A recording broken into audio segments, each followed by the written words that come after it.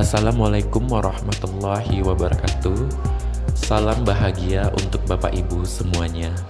Perkenalkan, saya Endi Purwanto, calon guru penggerak angkatan 11 yang berasal dari SMA Negeri 1 Kejuruan Muda, Kabupaten Aceh Tamiang.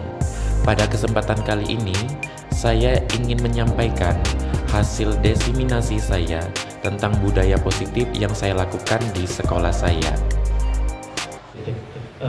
Bapak Ibu sekalian, izin terlebih dahulu saya mengundang Bapak Ibu.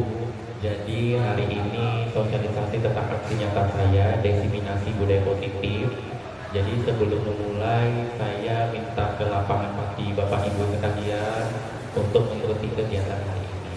Semoga kegiatan hari ini bisa berjalan dengan lancar. Assalamualaikum warahmatullahi wabarakatuh. Selamat pagi menjelang siang dan salam bahagia untuk kita semua Bapak Ibu sekalian. Izinkan saya ingin menyebarkan tentang budaya positif, dan ini merupakan kegiatan dari aksi nyata saya sebagai calon guru penggerak angkatan 11 dari SMA Negeri 1 Kejuruan Muda, Kabupaten Aceh Tamiang.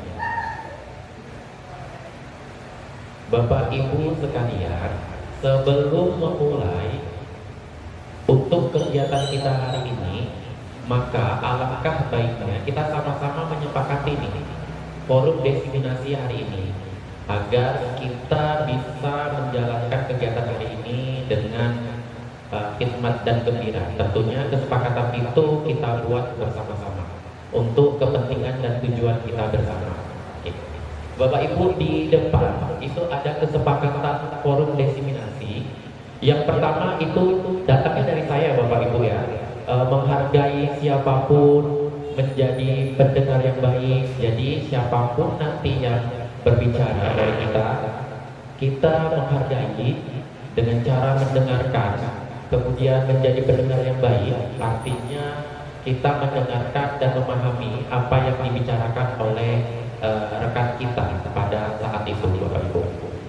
Kemudian Bapak Ibu, ada penambahan tentang kesepakatan forum diseminasi kita hari ini. Selain menghargai kemudian menjadi pendengar yang baik, ada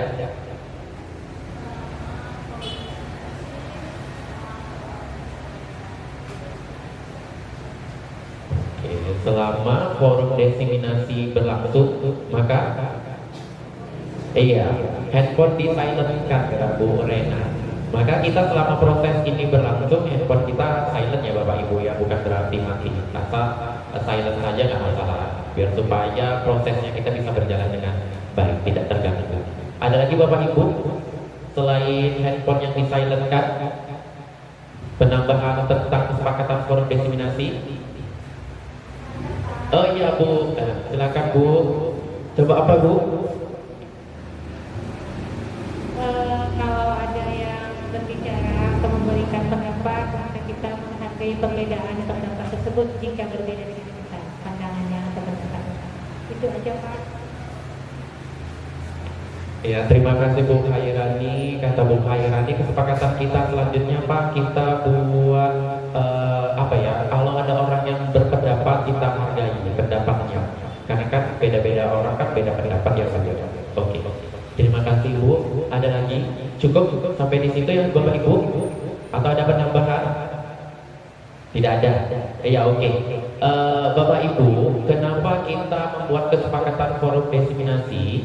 Jadi ini bagian dari contoh penerapan budaya positif yang dimana kita menciptakan lingkungan yang positif dengan cara membuat kesepakatan bersama, sehingga apa yang kita buat itu tidak ada keterpaksaan dan yang menjalankannya pun bahagia, sehingga tujuan dari proses yang ingin kita capai di hari ini itu bisa berjalan dengan baik. Seperti itu Bapak Ibu. Oke. Budaya positif. Nah, ini pertanyaan pertama yang ingin saya sampaikan kepada Bapak Ibu sekalian. Bapak Ibu, pernahkah Bapak Ibu mendengar tentang budaya positif? Pernah ya Bapak Ibu ya? Pernah. Apa itu yang kira-kira budaya positif ya Bapak Ibu? Memrena? Segala kegiatan yang bernilai positif. Ada lagi penambahan ya? Bu Susi. Menurut saya budaya positif itu segala kebiasaan yang bermanfaat dilakukan untuk diri sendiri maupun orang lain. Segala sesuatu kebiasaan yang bernilai positif, bermanfaat bagi diri sendiri dan juga orang lain. Ya, oke. Terima kasih untuk Bu Susi dan Bu Hairani. Terima kasih atas pendapatnya.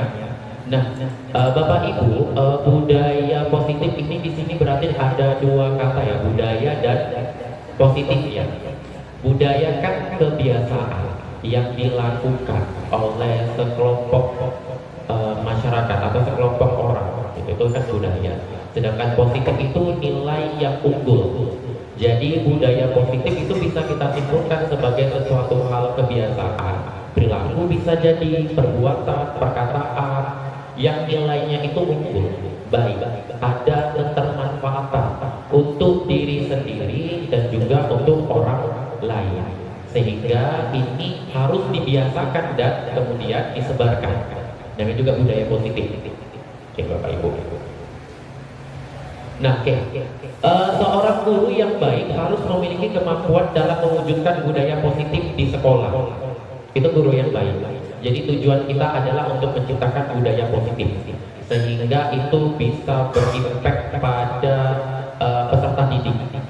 Budaya positif tersebut dapat dijalankan dengan menerapkan konsep-konsep inti seperti disiplin, ya, menghargai waktu, masuk ke kelas tepat waktu. Bukan hanya muridnya ya, tapi Bapak Ibu sebagai guru dan sebagai contoh, kita juga harus memberikan contoh masuk tepat waktu dan keluar tepat waktu. Walaupun kadang-kadang ada anak kalau guru yang keluar cepat, anaknya gembira ya, tapi itu bukan budaya positif ya Bapak Ibu gitu. Karena budaya positif itu ketermanfaatannya itu ada, impact baiknya itu ada. Walaupun mereka gembira dengan kita keluar dari kelas padahal waktunya belum keluar, nah itu bukan budaya positif juga, seperti itu. Nah, kemudian motivasi perilaku manusia, behavior ya, motivasi. Jadi yang bisa mendorong perilakunya nanti untuk ke arah yang positif. Gitu. Dia mau melakukan apa, misalnya kita lihat ada anak-anak kita ini sedang jajan di kantin, gitu. Kemudian dia membiasakan ketika dia tidak menemukan tong sampah, maka dia akan tetap memegang sampahnya sampai dia menemukan tong sampah dan membuang sampah tersebut pada tempatnya, seperti itu Bapak Ibu. Jadi ada dorongan perilaku dan setiap manusia untuk ke arah yang lebih baik. Kemudian menciptakan keyakinan kelas. Nah, ini keyakinan kelas Bapak Ibu lebih dalam daripada peraturan kelas. Kalau peraturan kelas itu dia sifatnya general, nggak diyakini, hanya peraturan yang sifatnya mengikat. Tapi sedangkan keyakinan ini bentuknya adalah konsep kesadaran jiwa, sehingga kalau ini sudah dibentuk, maka terjadilah proses kesadaran dan kedewasaan oleh anak-anak, oleh kita terutama juga sebagai pendidik, untuk dapat menjalankan apa yang kita yakini. Itu Bapak Ibu. Karena keyakinan itu seperti konsep agama gitu. Kita yakin tanpa kita melihat keberadaan orang yang mengawasi kita, tapi kita yakin aja bahwasanya itu benar, maka kita lakukan. Itu kesadaran, itu keyakinan Bapak Ibu. Salah satu buat keyakinan kelas ini seperti tadi di awal, kita membuat peraturan kesepakatan dengan cara bertanya, kita membentuk sendiri. Itu aturannya apa? Kita punya mau ngapain? Kalau mau yang kayak gini, konsekuensinya nanti apa? Kita punya kesadaran di situ. Kemudian yang ketiga, yang keempat, ada kebutuhan dasar manusia. Ya, dia ingin bebas, ya, ingin bahagia. Gitu. Nah, bahagianya itu kan kadang-kadang kan kita lupa, kita bahagia merusak kebahagiaan orang lain. Maka di sini kita harus memperhatikan hak asasi dari setiap orang gitu. Jadi kita lihat hak kita ingin bahagia, tapi jangan sampai kebahagiaan itu merusak kebahagiaan orang lain. Berarti kita kan melanggar hak orang lain, seperti itu. Ada posisi kontrol, nanti kita juga melihat posisi kontrol.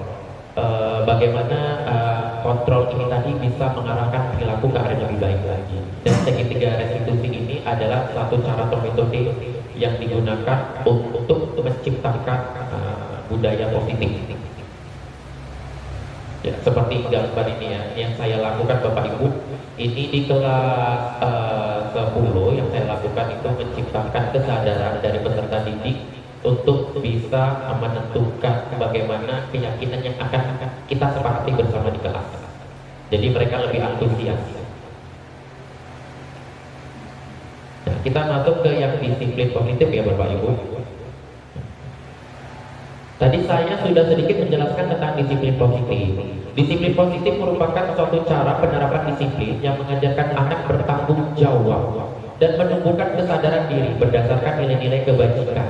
Nah, kalau kita lihat dari gambar ini kan ada nilai-nilai kebajikan, nilai kebaikan di dalamnya. Membiasakan anak literasi.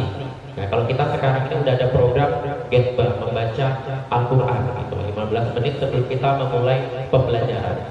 Jadi kebiasaan baik ini walaupun kadang kala ada sebagian merasakan bahwa ini pemaksaan, tapi memang harus Bapak Ibu kita biasakan hal baik itu tadi. Kita paksakan sedikit demi sedikit hingga pada akhirnya terbiasa. Nah, kalau udah terbiasa kan maka refleksi tubuh akan mengikut dia.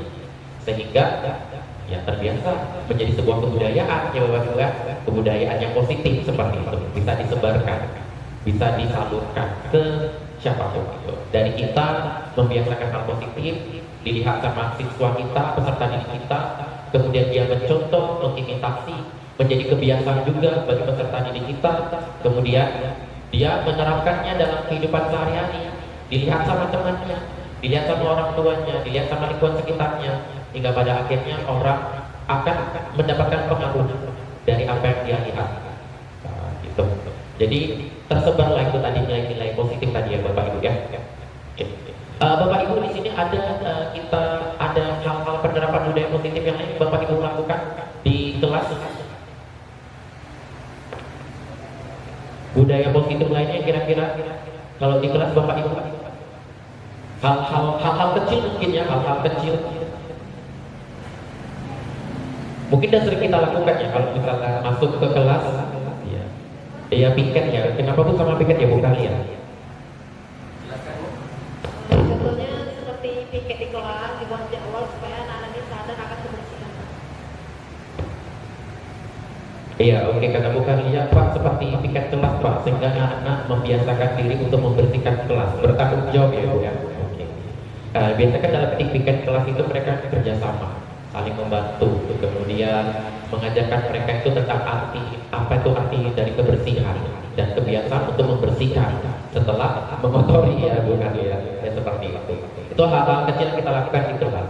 Kemudian kita juga bisa memberikan contoh biasanya Bapak Ibu ya, kita masuk ke kelas mengucapkan salam, permisi ya, gitu. Jika ada siswa dari kita yang masuk kelas tanpa permisi tiba-tiba nyelonong, apa yang kita lakukan ya Bapak Ibu ya?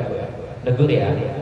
Menegur ya, negur secara apa ya, memberikan sedikit anjuran positif ya, bahwasanya masuk ke kelas harus permisi, harus mengucapkan salah seperti itu. Ya, oke. Disiplin positif lebih ke arah disiplin diri yang dapat mengontrol diri dalam melakukan segala tindakan. Jadi disiplin positif itu sebagai apa ya? Sebagai cara untuk kita bisa mengontrol diri kita sendiri, mengontrol entah bagaimana kita nantinya agar apa yang kita lakukan itu tidak mendatangkan hal-hal yang dapat menimbulkan masalah. Ya Bapak Ibu, sebenarnya disiplin positif dan budaya positif ini tadi tujuannya adalah untuk menghindari masalah salah satunya. Gitu. Karena banyak orang yang kena masalah karena dia tidak disiplin terhadap apa yang dia lakukan. Misalnya ya, kalau dia di sekolah kan, bagaimana di sekolah bisa mengikuti segala aturan yang ada di sekolah, tapi karena dia nggak disiplin kan terakhir dia kena masalah sendiri. Gitu. Jadi sebenarnya kadang-kadang, bukan kadang-kadang, 90% lebih masalah itu dibuat karena kita sadar bahwasanya apa yang kita lakukan kita nggak disiplin. Peran kita, perilaku kita nggak disiplin terhadap yang seharusnya kita lakukan, tapi nggak kita lakukan. Tapi kadang-kadang apa yang harus kita lakukan, apa yang tidak harus kita lakukan, kita lakukan, maka yang timbul adalah masalah. Ini contoh penerapannya, senam pagi hari, budaya positif, kebugaran, jasmani dan rohani. Pakai rohaninya Bapak Ibu sekalian. Tidak ada kebahagiaan ya, biasanya ada kebahagiaan waktu kita olahraga itu, semangat dengarkan musiknya atau yel-yel yang ada gitu. Rohani juga ya Bapak Ibu ya. Jadi dapat kesegaran jasmani dan dapat kesegaran rohaninya juga. Oke, ini contoh penerapan yang ada di sekolah kita ya Bapak Ibu ya. Iya. Kita lanjut ya Bapak Ibu. Ada ini Bapak Ibu pendapat yang tadi tidak ada ya. Kita lanjut ya Bapak Ibu. Ya, disiplin positif, disiplin diri dapat membuat murid memahami dan menyadari berdasarkan motivasi internal, dorongan yang berasal dari dalam, bukan akibat paksaan atau pujian ataupun hukuman. Gitu. Jadi ini akan menyadarkan berdasarkan motivasi dorongan dari dalam. Jadi dia punya kesadaran diri sendiri tanpa adanya keterpaksaan yang mungkin kadang-kala dan penerapan awalnya kita harus memaksa memang Bapak Ibu, sedikit memaksa gitu, supaya anak-anak ini tadi, peserta didik kita ini tadi dapat memahami arti penting ketika dia melakukan itu, impactnya apa yang dia rasakan. Kadang-kadang kan Bapak Ibu, anak-anak ini dia tidak mau melakukan karena dia merasa bahwasanya apa yang dia lakukan itu tidak ada impactnya sama dia.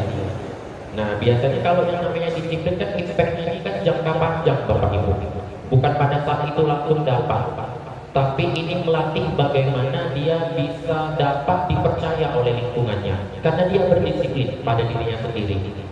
Dan nantinya orang menjadi awareness ya, peduli, menjadi sadar tentang keberadaan eksistensi dari individu itu, sehingga nilainya itu menjadi lebih baik di tengah-tengah masyarakat gitu. Bukan karena ada paksaan atau pujian gitu. Nah ini yang pujian ya tadi Bapak Ibu sekalian. Nah pujian itu seperti mata pisau ya. Dia seperti pisau, dia bisa memotong, dia memperbantu, tapi memotongnya juga dia bisa melukai. Memotong bisa memperbantu, juga bisa melukai. Nah, pujian itu boleh-boleh saja Bapak Ibu kita berikan kepada peserta didik, asalkan pujian itu bukan pujian yang sifatnya berlebihan, yang mengarahkan pada peserta didik dia semakin percaya diri. Nah itu juga tidak boleh, karena kalau nanti arahnya ke sana, jatuhnya nanti peserta didik itu sulit berkembang karena dia menganggap bahwasanya dia lebih unggul daripada orang lain, maka tidak ada proses belajar di dalamnya Bapak Ibu. Seperti itu. Ya.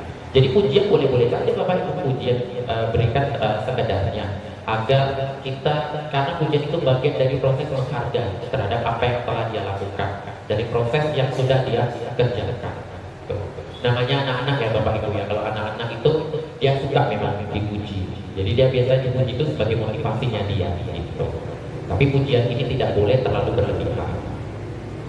Oke, itu yang kedua. Kemudian ataupun hukuman. Nah ini apalagi ya hukumannya Bapak Ibu. Hukuman itu hanya boleh kita lakukan jika kadar dari kesalahan itu memang tidak bisa kita tanggulangi dengan cara-cara yang lain. Dan hukuman ini juga Bapak Ibu harus kita sesuaikan dengan kesalahan.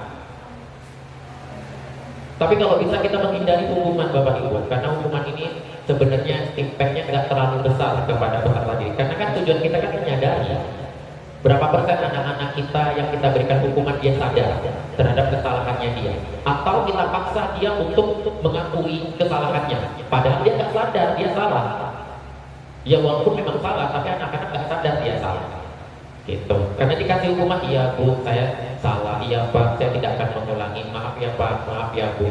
Apakah kata-kata itu tadi proses kesadaran dia atau tidak, atau hanya sekedar keterpaksaan karena takut diberi hukuman? Nah itu yang seperti itu Bapak Ibu. Nah, jadi kalau bisa kita menghindari yang namanya hukuman gitu. Jadi nanti ada juga cara segitiga restitusi ya Bapak Ibu ya, dengan cara kita membuat anak itu sadar terhadap kesalahannya dan dia mencari solusinya dia sendiri. Kita tanya, kalau kamu seperti ini, Kira-kira boleh nggak? Nah, biarkan dia menjawab dari kesalahannya. Kalau misalnya kayak gini, apa yang harus kamu lakukan biar supaya masalah kamu bisa selesai? Coba pikirkan, sehingga kamu tidak menimbulkan masalah baru lagi. Nah, jadi bukan dari kita Bapak Ibu, kita hanya sebagai stimulan untuk mendorong anak-anak bisa memiliki kesadaran seperti itu. Oke, Bapak Ibu. Nah, ini yang karakter. Nah, karakter-karakter ini yang harus kita tanamkan kepada peserta didik kita, pada diri kita juga ya Bapak Ibu ya. Beriman kepada Tuhan yang Maha Esa. Ya, biasanya kita kalau belajar itu diawali dengan doa ya Bapak Ibu ya. Diawali dengan doa. Itu salah satu dari penerapan profil pelajaran Pancasila. Itu hal kecil yang kita lakukan. Atau sekarang ini program kita Getbah. Ya. Membaca Al-Quran 15 menit sebelum proses pembelajaran. Itu. Biar supaya anak-anak itu memahami tentang bagaimana nilai-nilai rohani kita didapat untuk kembangkan kesadaran hubungannya dengan Tuhan yang Maha Esa. Kemudian mandiri. Nah, mandiri ini tadi anak-anak mengerjakan tugas itu bagian juga dari penerapan profil pelajar Pancasila. Mandiri. Bagaimana dia bisa menyelesaikan kasusnya sendiri. Bagaimana dia bisa mengerjakannya itu. Kemudian ada kebinekaan global. Kebinekaan global ini Bapak Ibu, ini tentang kalau bahasa sederhana, kalau dalam pembelajaran saya itu kalau sosiologi Bapak Ibu ini bebas nilai. Artinya kita tidak memiliki tolak ukur cara pandang yang sifatnya primordialisme ataupun etnosentrisme. Memandang sesuatu hal itu berdasarkan sudut pandang budaya sendiri. Itu nggak boleh Bapak Ibu. Karena kalau sampai itu kita lakukan, maka jatuhnya siapapun itu yang di luar dari apanya kita, itu jatuhnya nggak baik, nggak bagus sama kita. Nah, itu bisa menyebabkan perpecahan. Nah, kebinekaan global. Karena bineka itu kan artinya iya, banyak, bineka, berbeda-beda. Iya ya, berbeda-beda ya, berbeda-beda. Ya kita memang tinggal lahir di dunia ini dengan kapasitas manusia dan seisinya ini berbeda-beda. Nah, jadi kita sadarkan peserta didik kita bahwasanya kita hari ini belajar dan sekolah itu ada dan ilmu itu ada karena adanya proses perbedaan. Membandingkan sesuatu hal itu tadi, kemudian merumuskan apa yang kira-kira terjadi seperti itu. Ada baik, ada buruk, ya kan Bapak Ibu kan? Iya. Ada malam, ada siang. Kenapa ada malam, ada siang? Ya karena ada malam dan siang, ada perbandingan di situ. Maka kita bisa mendefinisikan. Oh, kalau malam itu gelap. Oh, kalau malam itu nggak ada cahaya, nggak ada mataharinya nggak muncul gitu. Jadi kita tahu, oh ternyata malam itu karakteristiknya seperti ini. Gitu. Belajar tentang itu. Bagaimana budaya orang, karakter orang, dan budaya kita. Setiap orang itu memiliki nilai lebihnya dan kekurangan.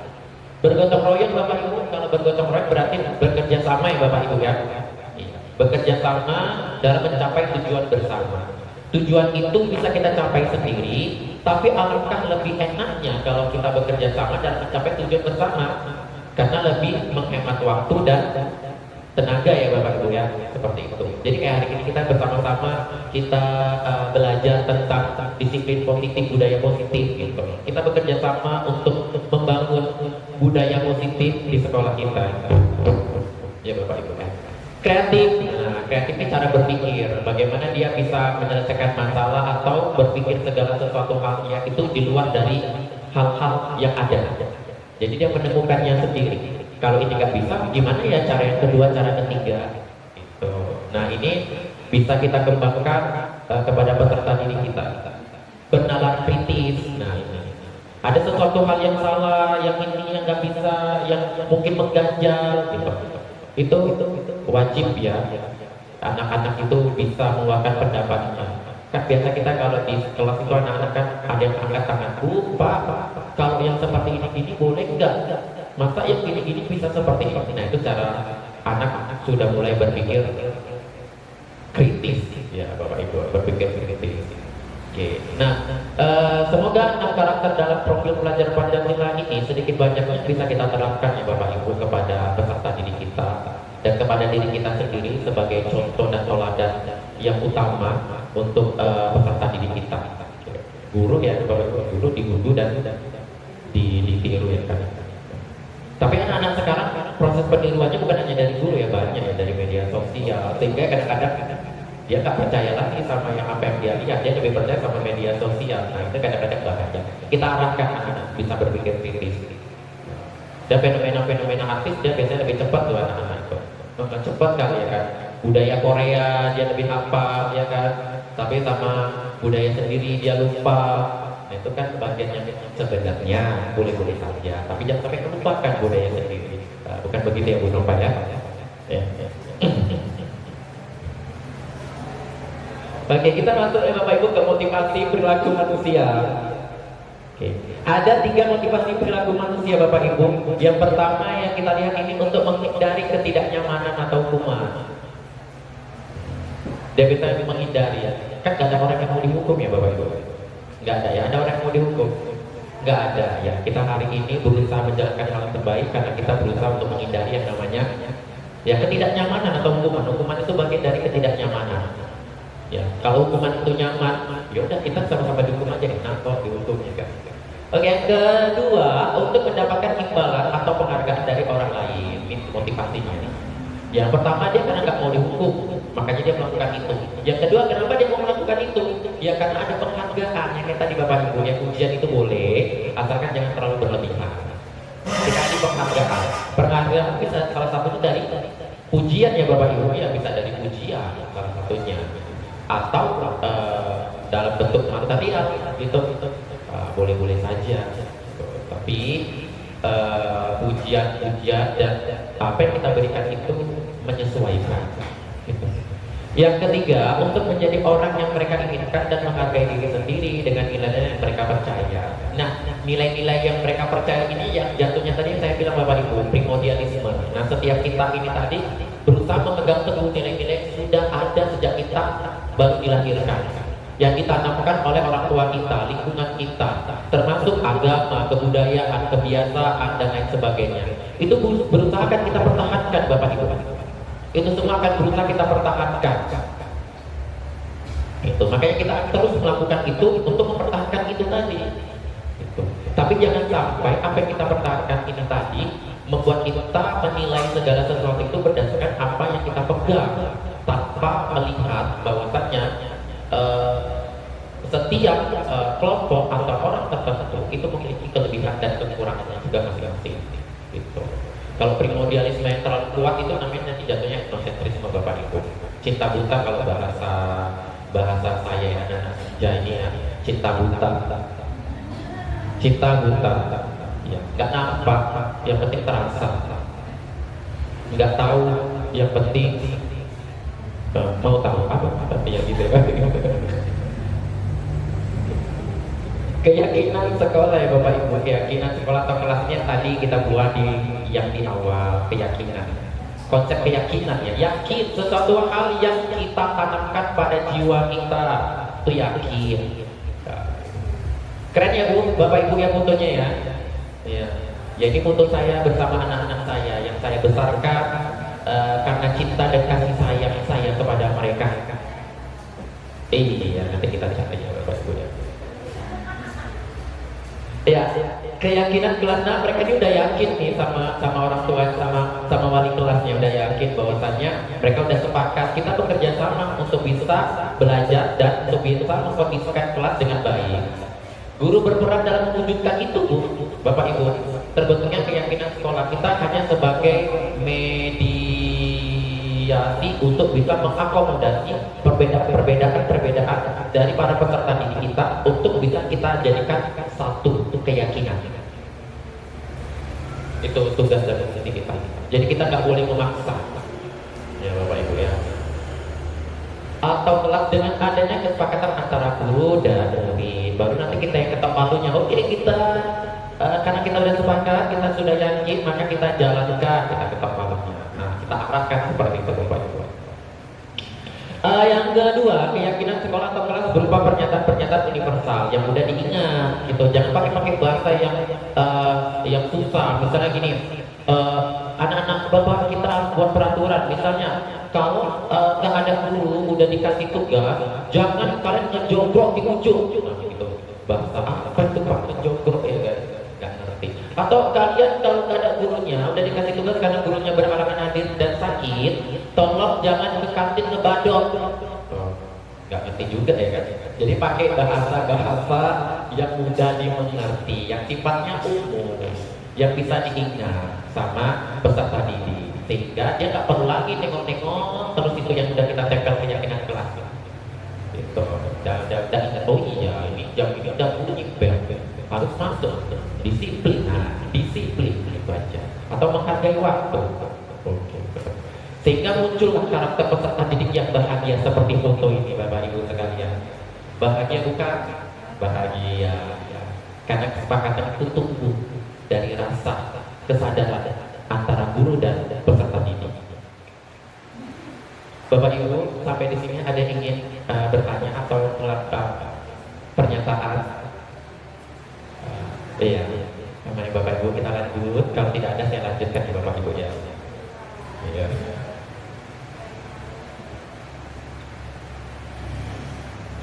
Ya, kebutuhan dasar manusia ini ya Bapak Ibu ya. Ketika seorang murid melakukan suatu perbuatan yang bertentangan melanggar peraturan, dikarenakan mereka sebenarnya memenuhi kebutuhan dasar mereka ya.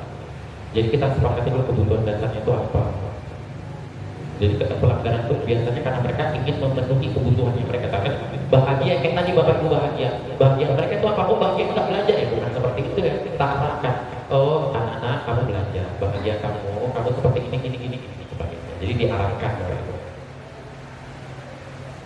Nih 5 kebutuhan dasar: bertahan hidup, kasih sayang dan rasa diterima, penguasaan, kebebasan dan kesenangan. Ya. Kasih sayang, afeksi atau bukan afeksi, kita sayang anak kita. Penguasaan, kebebasan, diberikan kebebasan mengeluarkan pendapat dengan aturan-aturan yang telah disepakati sehingga tidak melanggar hak orang lain, dan senang juga seperti itu ya Bapak Ibu. Jadi nggak ada kasus nih. Jadi kalau seperti ini ada beberapa kasus yang diselesaikan ya, contohnya. Bapak Ibu sekalian, 5 posisi kontrol ini, mari kita coba sama-sama melihat video tentang 5 posisi kontrol dari salah satu contoh posisi sebagai penghukum ya Bapak Ibu. Kita simak sama-sama.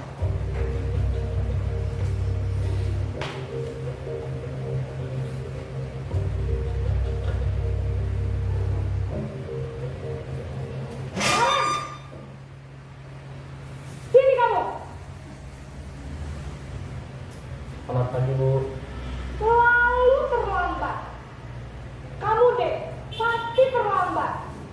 Maaf Bu, saya Apa? Apa coba?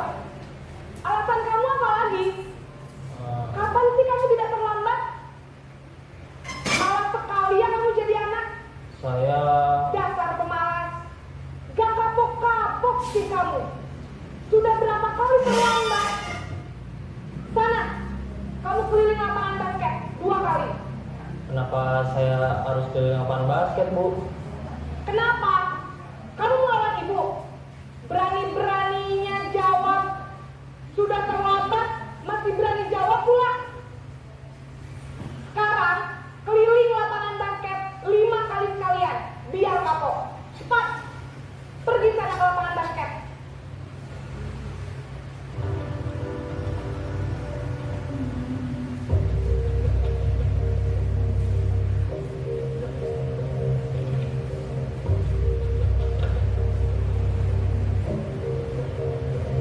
Naren!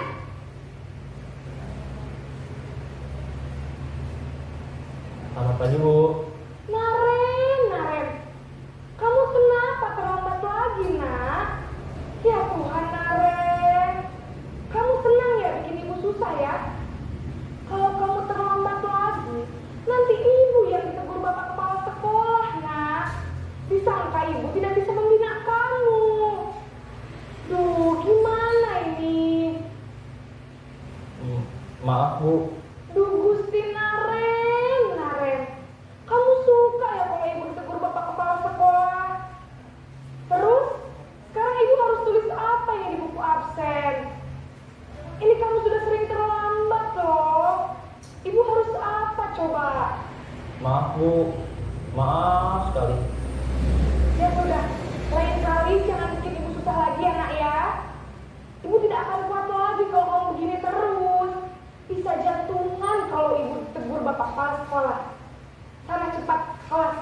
Maaf ya Bu, maaf sekali.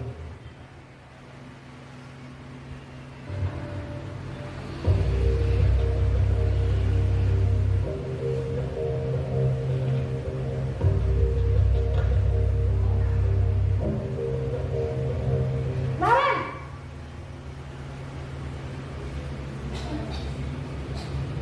Selamat pagi Bu. wah, sudah jam berapa ini nak? Terlambat lagi ya sayang. Iya Bu, habis ibu saya lupa bangunkan saya Bu. Kamu malah menyalahkan ibu kamu. Kamu bukannya anak yang larinya paling kencang. Kok terlambat sih? Iya Bu, saya memang terlambat bangun tadi.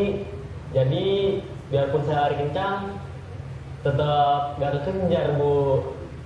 Ya sudah sana. Nanti lain kali larinya lebih kencang lagi ya. Biar gak terlambat lagi. Bikin seneng ibu. Demi ibu. Bisa kan? Bisa lah Bu. Ya sudah sana masuk kelas. Ibu beresin urusan absen kamu. Kamu ini ada-ada saja.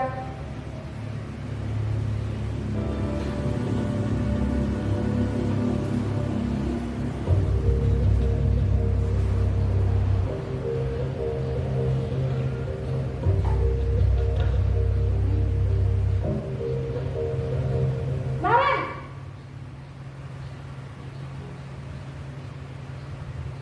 Selamat pagi Bu. Naren, apa peraturan sekolah kita tentang jam berapa kita harus masuk sekolah, nak? Kita harus di sekolah jam 7 Bu. Iya, betul. Sekarang sudah jam 7.20. Naren sudah tahu konsekuensinya jika terlambat hadir. Paham Bu, saya harus tinggal kelas pas jam istirahat selama 20 menit. Iya, benar. Konsekuensinya demikian. Jadi nanti jam 9.30, pas istirahat, kamu harus tinggal di kelas, kerjakan tugas tambahan untuk ketertinggalan kamu, ya? Baik Bu.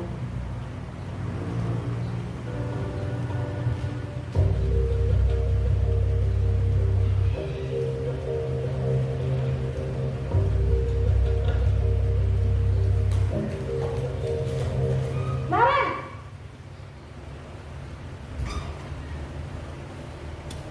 Selamat pagi Bu. Selamat pagi, Naren.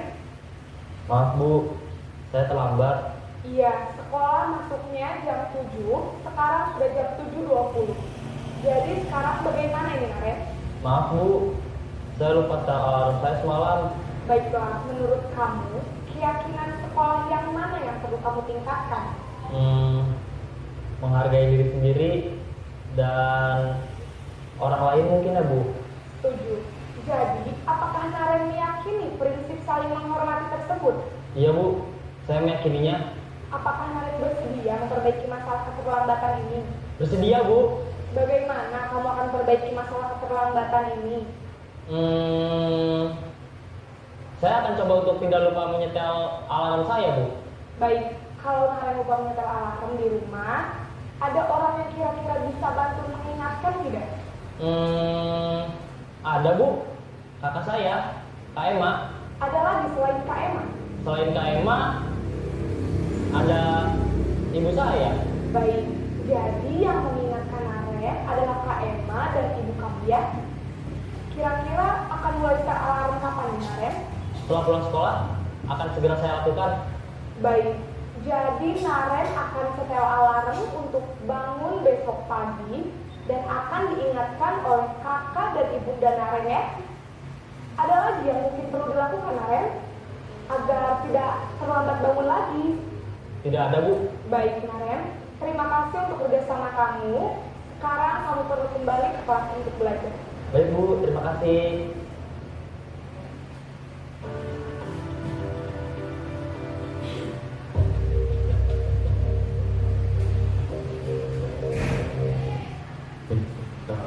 Bapak Ibu sekalian, tadi sama-sama kita saksikan tentang 5 posisi kontrol. Contoh bagaimana ketika seorang guru menjadi seorang penghukum. Kedua, guru sebagai pembuat merasa bersalah. Dan yang ketiga, contoh guru sebagai teman. Yang keempat, guru sebagai pemantau. Dan yang terakhir, guru sebagai manajer. Jadi ibu semua sudah menyaksikan bagaimana reaksi dari siswa atau murid tersebut ketika salah satu 5 posisi kontrol ini dimainkan oleh guru sebagai pendidik.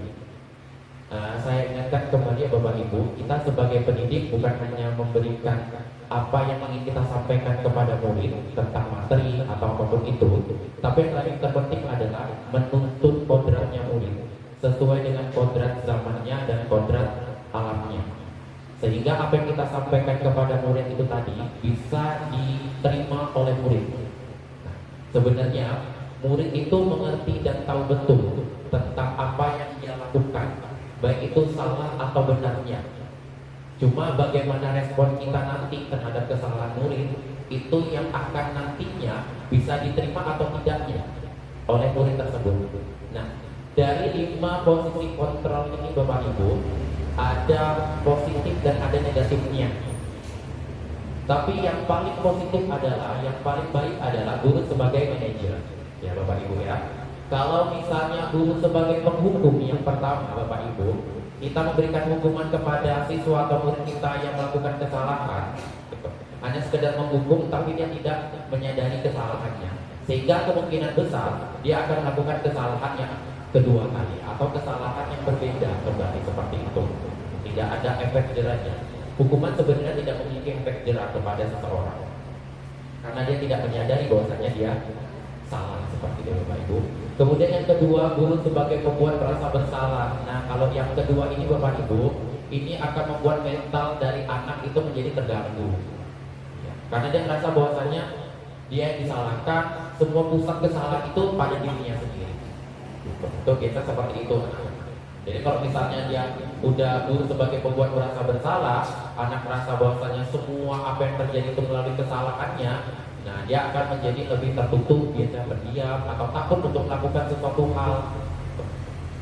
Yang ketiga Bapak Ibu, guru sebagai teman. Nah ini kalau kita biasanya kalau guru sebagai teman, anak-anak bisa lebih dekat dengan kita. Tapi ada efek negatifnya. Biasa kalau anak-anak terlalu dekat sama gurunya, biasanya tidak ada batasan. Dia anggap bahwasanya guru adalah teman. Nah kalau dia anggap guru adalah temannya, maka komunikasinya, bahasa tubuhnya, dia berperilaku yang dengan posisi sebagai teman. Itu negatifnya di situ Bapak Ibu, sehingga kita tidak memiliki kuasa terhadap peserta didik.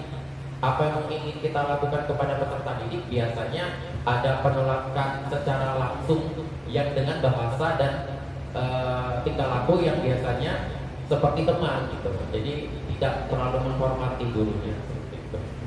Kemudian yang keempat, guru sebagai pemantau. Ini membuat anak-anak menjadi susah untuk berperilaku atau berbuat. Tidak bisa eksplornya, tidak terlalu jauh. Karena asli-asli dia merasa bahwasanya dia dipantau terus. Dia takut melakukan sesuatu hal yang di luar dari apa yang ingin dia lakukan, karena takut nanti dipantau, ujung-ujungnya nanti pasti salah, dimarahin lagi nanti seperti itu. Nah kalau Bapak Ibu sekalian, kalau guru sebagai manajer, nah inilah posisi yang membuat kita bisa mengeksplor lebih dalam tentang siswa tersebut, kenapa dia melakukan kesalahan, dengan pendekatan-pendekatan dan pertanyaan-pertanyaan yang lebih baik, lebih mendalam dan bisa diterima oleh murid seperti itu Bapak Ibu. Seperti contoh yang kita lihat tadi, guru sebagai manajer diawali dengan pertanyaan. Nah, nanti pertanyaan akan mengembang sehingga murid sadar bahwasanya oh iya, salah Ibu, iya salah. Salahnya di mana? Oh iya, salahnya karena ini Ibu. Kira-kira apa solusinya? Jadi anak sendiri yang menemukan kesalahannya, anak sendiri juga yang menemukan solusinya. Jadi dia yakin bahwasanya kesalahannya dia itu tadi dengan solusi seperti ini maka bisa diselesaikan. Sehingga ada konsep keyakinan bahwasanya dia tidak akan melakukan kegiatan atau kesalahan yang sama atau kesalahan yang lainnya seperti itu Bapak Ibu. Nah, itulah Bapak Ibu 5 posisi kontrol kita sebagai seorang pendidik. Apakah kita menjalankan sebagai seorang penghukum? Apakah kita menjalankan sebagai pembuat merasa bersalah, atau posisi kita sebagai seorang teman dengan murid, atau posisi kita sebagai guru sebagai pemantau, atau pilih yang mana? Guru sebagai manajer. Nah itu sudah tuangkan melalui ilustrasi contoh video yang sama-sama kita saksikan tadi. Terima kasih Bapak-Bapak. Nah, ini kita masuk ke posisi kontrol guru ya Bapak-Ibu. 5 posisi kontrol dulu. Guru sebagai penghukum, guru sebagai pembuat merasa bersalah, guru sebagai teman, guru sebagai pemantau, guru sebagai manajer. Bapak Ibu, dari kelima ini menurut Bapak Ibu sebenarnya posisi kita tuh yang mana yang lebih bagus ya Bapak Ibu? Bukan ya, nomor berapa bukan ya? Kasihkan alasannya bukan ya? Nomor 3. Kalau menurut saya Pak, guru sebagai teman. Alasannya Bu? Alasannya karena dalam pembelajaran itu guru perlu murid, murid juga perlu guru dan bisa berbagi ilmu. Terima kasih Bu Karlia atas pendapatnya. Ada lagi Bapak Ibu kira-kira mana dari 5 posisi kontrol ini seharusnya kita berada di posisi yang mana? Ada? Kata Bu Karlia tadi nomor 3, guru sebagai teman. Nah, mungkin karena Bu Lia ini tadi biar supaya guru teman muridnya itu tadi itu merasa nyaman gitu ya. Proses pembelajarannya gitu. Kalau Bapak Ibu gimana? Ada pendapat lain atau sepakat? Oh, sepakat. Oh, Bu, ini beda Bu, Mem. Iya, Mem, iya, coba jelaskan menurut pendapat Mem.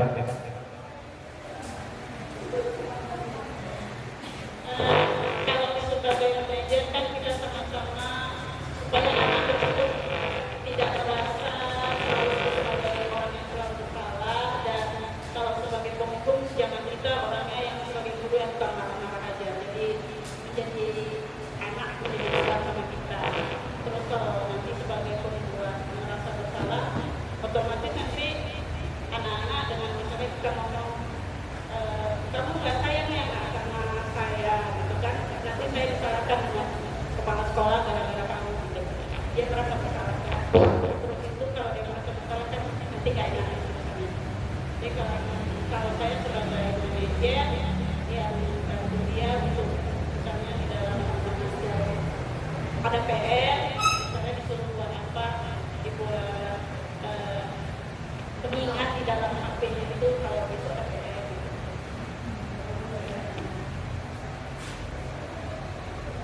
Oke, terima kasih Rena. Iya, oke. Di sini ada 5 posisi ya Bapak Ibu ya. Di 5 posisi ini itu kita tuh seharusnya sebagai guru itu Bapak Ibu kita ke guru sebagai manajer ya. Kalau guru sebagai penghukum otomatis anak menjadi takut. Kalau biasa kalau orang udah takut dia nggak bisa ngapa-ngapain Bapak Ibu. Kalau guru sebagai pembuat merasa bersalah nanti anak-anak jadi merasa bahwasanya dia bersalah dan dia trauma ya Bapak Ibu ya. Kalau guru sebagai teman dan biasanya ini kondisi negatifnya adalah penghargaan terhadap gurunya itu jadi kurang karena dia merasa gurunya itu temannya. Jadi kadang-kadang dia ngomongnya seenaknya gitu atau berbuat semaunya sesuai dengan karena ini teman gurunya enak gitu. Itu negatifnya itu, kalau positifnya ya anak-anak gak takut, bisa mengeluarkan pendapat, mudah cerita gitu ya. Nah kalau yang guru sebagai pemantau, nah ini udah iya kayak ini ya, kayak SPY ya. Jadi ya takut juga murid yang terakhir ya, apa-apa dipantau nggak berani explore dia nanti terakhir ya. Nah kalau guru sebagai manajer, nah tapi juga posisi manajer ya kan mengarahkan, memberikan pertanyaan, kenapa ini bisa seperti ini, gitu. Pendekatannya secara persuasif, mengajak, membujuk, gitu. Tinggal murid timbul kesadaran bahwasanya apa yang harus dia lakukan sebenarnya.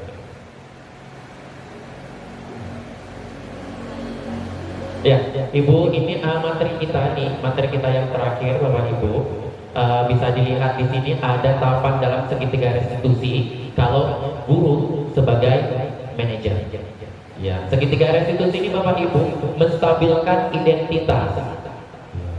Yang kedua ada validasi tindakan yang salah, dan yang ketiga menanyakan keyakinan. Jadi hal ini bisa kita lakukan kepada peserta didik. Jadi satu persatu Bapak Ibu, satu persatu kita panggil, gitu kan, menstabilkan identitas. Jadi dia tahu, loh, kamu tadi ngapain? Saya ini Pak, boleh nggak itu kamu lakukan? Oh iya Pak, nggak boleh. Sedang apa tadi nak? Sedang belajar Pak, boleh nggak kita belajar main HP? Iya nggak boleh. Nah identitas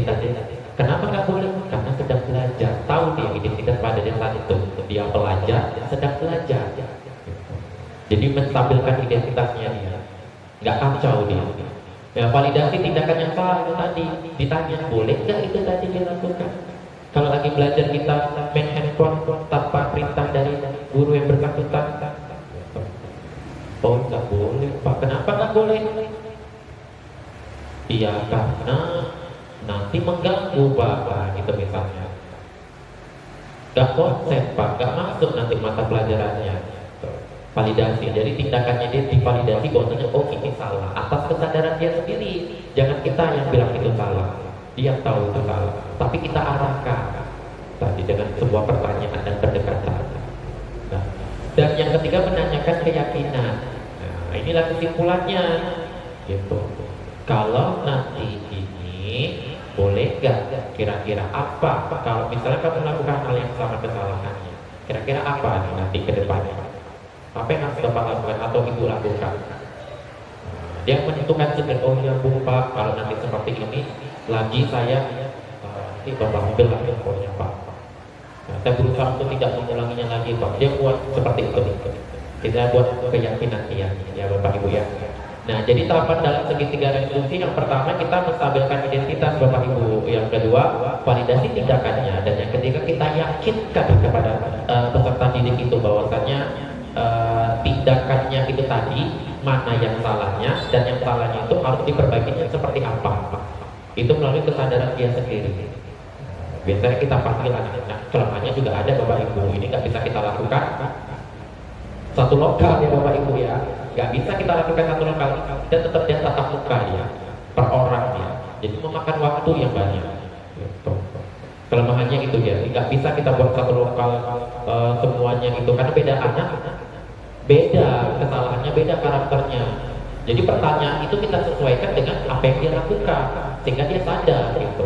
Kita gali terus dari apa yang dia jawab. Seperti kita wawancara kerja Bapak Ibu, wawancara kerja kan pertanyaan dari orang satu ke orang yang berikutnya itu tadi kan yang melamar kan beda-beda. Kadang-kadang kita udah jawab ini, nanti digali lagi sama dia itu tadi, dilontarkan lagi pertanyaan sampai dia menemukan oh ini karakternya seperti ini, oh dia seperti, oh dia nanti bisa gitu. Ya Bapak Ibu ya, itu yang bisa kita lakukan. Oke Bapak Ibu, Bapak Ibu sekalian yang saya hormati, Bapak Ibu kita sampai kepada tahap kesimpulan kita Bapak Ibu.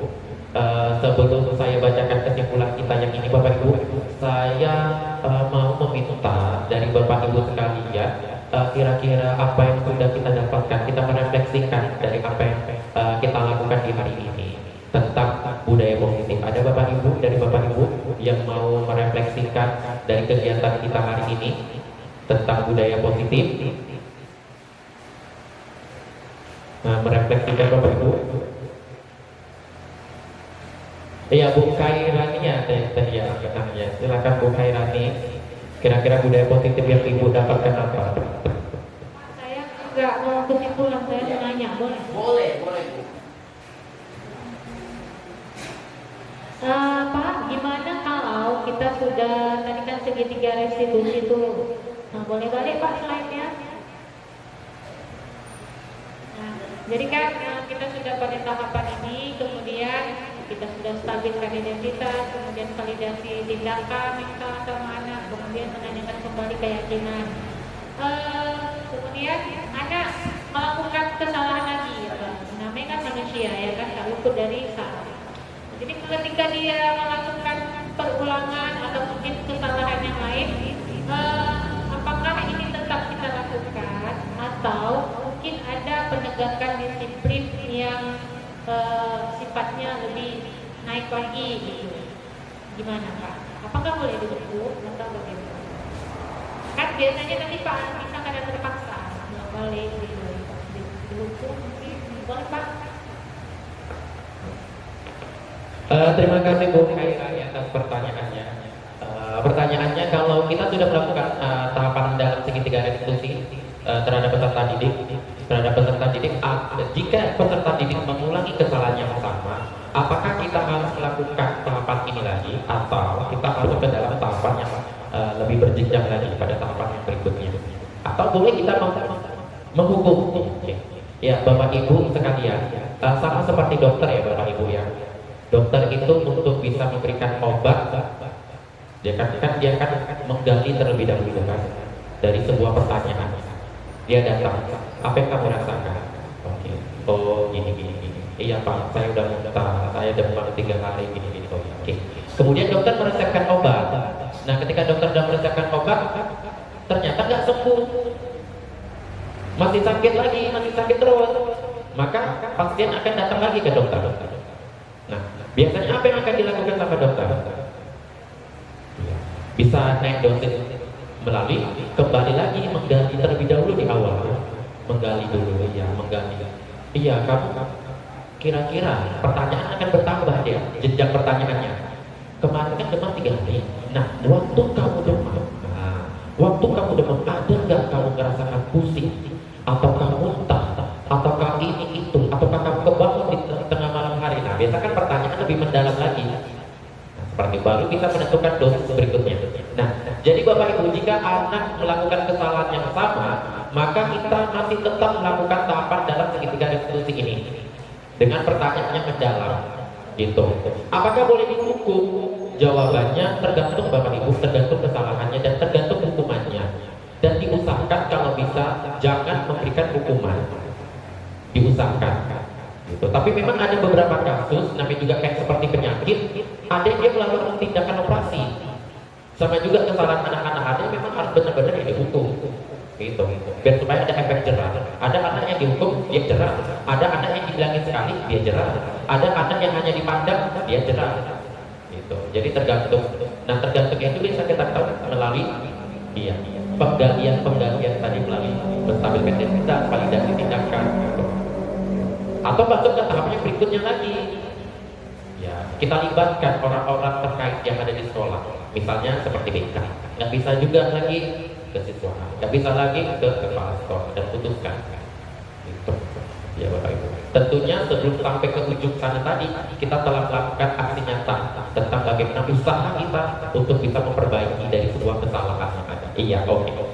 Bapak Ibu, terima kasih. Mari kita lihat kesimpulannya. Seorang guru yang baik harus memiliki kemampuan dalam mewujudkan budaya positif di sekolah. Itu guru yang baik Bapak Ibu. Ini kata-kata yang datangnya dari surga. Kita dapat memulainya dengan berkolaborasi, bekerja sama dengan teman rekan sejawat dan orang-orang terkait. Khususnya juga kita bisa bekerja sama wali atau orang tua murid, seluruh pihak sekolah untuk menciptakan suasana belajar yang menyenangkan dan berpihak kepada murid, karena tujuan dalam proses pembelajaran adalah menuntut kodratnya murid sesuai dengan kodrat alam dan kodrat zamannya. Kita hanya menuntut, bukan memaksakan materi. Terima kasih Bapak Ibu atas partisipasinya hari ini. Terima kasih dan semoga mendatangkan manfaat untuk saya dan untuk Bapak Ibu sekalian. Saya akhiri, wassalamualaikum warahmatullahi wabarakatuh.